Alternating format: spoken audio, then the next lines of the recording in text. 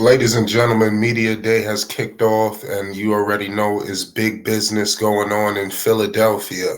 Lord have mercy when you discuss the overcast that's going on in the city of brotherly love.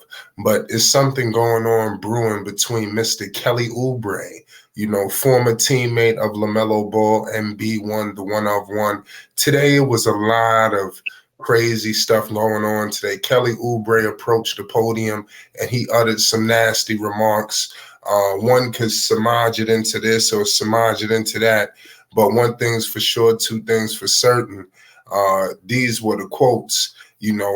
This team wins every year, right? The fan base wants them to win more, but I come from teams where they have no hope, like zero hope within the whole city, and that's not this at all. So I appreciate the fan base for being hard on the team. So clearly it looked like he got his rocks off. Who was he referring to? Clearly you're going to be indicating the Charlotte Hornets. And I believe it's going to be some bad blood when these two teams face. But when he discussing no hope, I mean, you out there in Philadelphia, did you forget your situation? Coached by Nick Nurse, all this situations going on with James Harden, he was absent. The Charlotte Hornets continue to be the punching bag of the NBA. We're going to get all into it. I got all access decks. What's your thoughts on this situation here? It's Philadelphia's Media Day. What's your thoughts on the situation brewing with Kelly? Well, Kelly seemed to be very self-conscious about himself and how other people view him and have thrown projections towards Kelly Oubre way.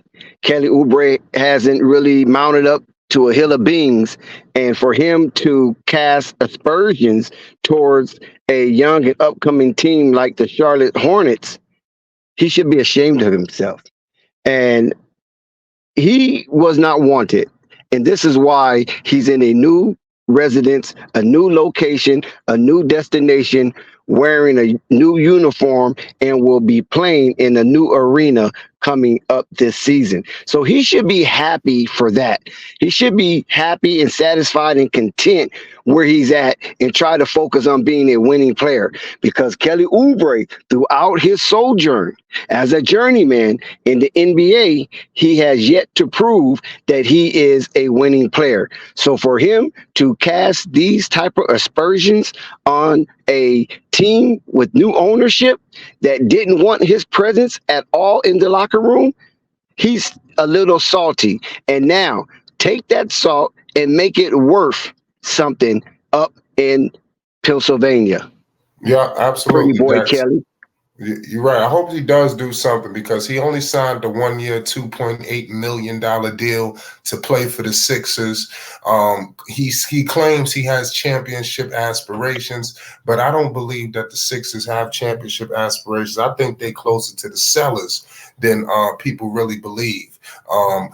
Obviously, is no James Harden. He's going to be out. What's the future with Harden? The situation with Embiid. What's going to happen? It seems like they are headed for ugly, nasty ending. The process is over.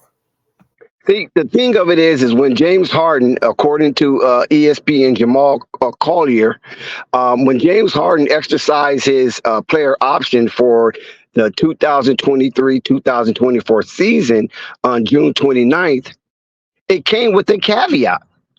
One that has become familiar for the 10-time All-Star during the most recent stage of his career. A trade request. This is something that's all too familiar for James Harden. He is not comfortable in his own skin. Apparently, James Harden is ring chasing, but he's going about it the wrong way, and he's not taking full responsibility of his own action and lack of impactful output. So you're pairing with James Harden. You're pairing with Joel Embiid. You're pairing with Kyrie and Kevin Durant. And that was his second tour of duty with Kevin Durant.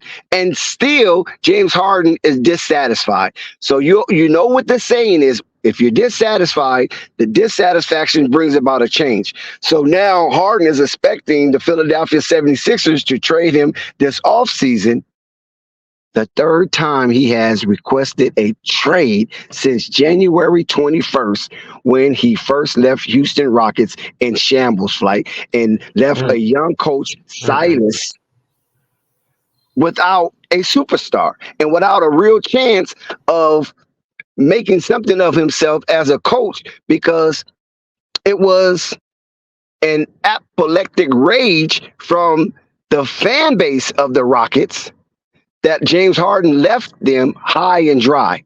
So this is another episode of James Harden wanting to be satisfied. So I don't know what to tell you about Philly. You know, they tuck him in. Doc was the coach when they tuck him in. Doc got fired. Silas got fired.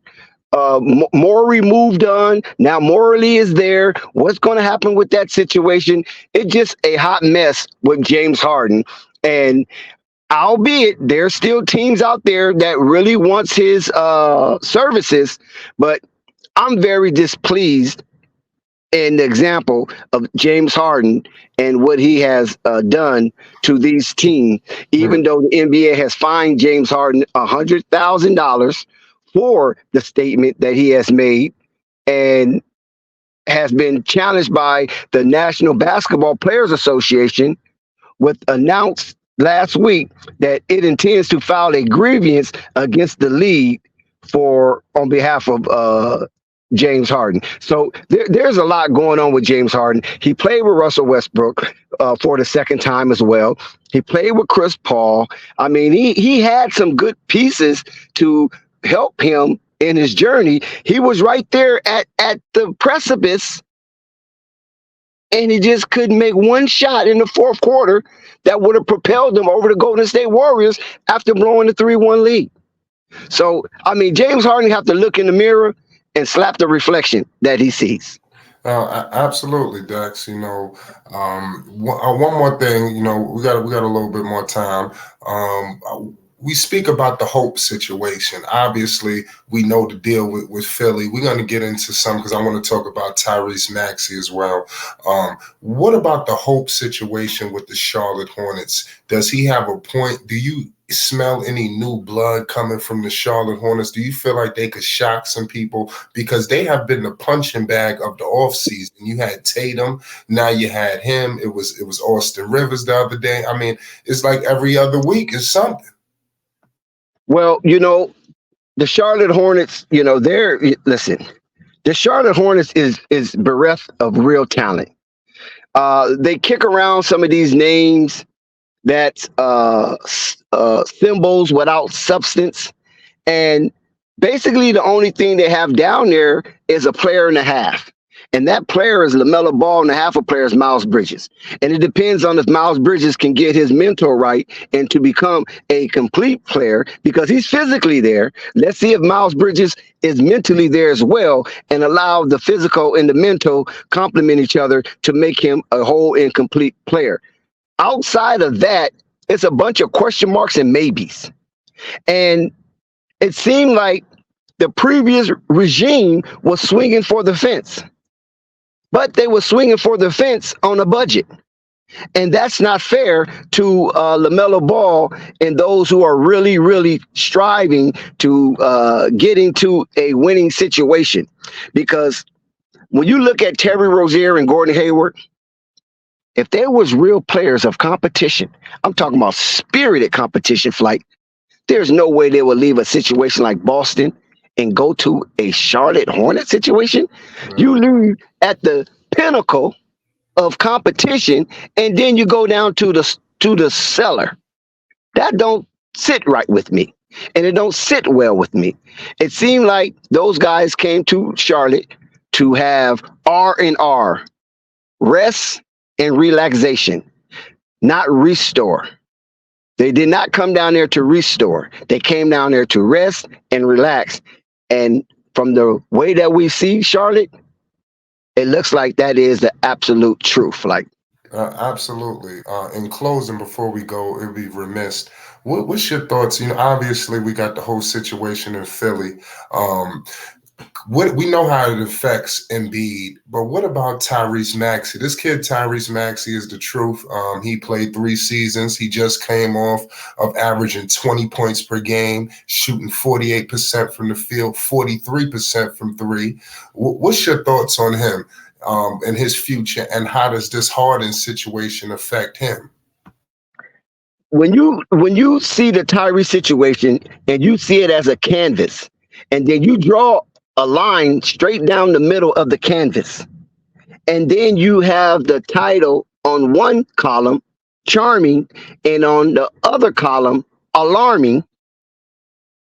He checks off on the charming part of the column. I like Tyrese Maxey. I think he is a up and coming player. He just need to have he just need to be absent of the chaos that ensues with the James Harden and the Ben Simmons debacle and fiasco that happened under Doc Rivers' watch. So now it's looking a little clearer for Maxey under the stewardship of Nick Nurse and the ambition of Joel Embiid to push on and move forward, and because he just won MVP, and let's see if he can replicate that and take them further into the extended season. I think Maxey is just where he needs to be. His head is straight. He's wood clutch, and I'm quite sure they're going to protect him like a chicken egg in the nest. Absolutely, Dex. We're going to get back into it. It's Flight Sports. Make sure you hit the like button and you subscribe. It's Media Day. You already know the NBA season is fastly approaching. Stay tuned.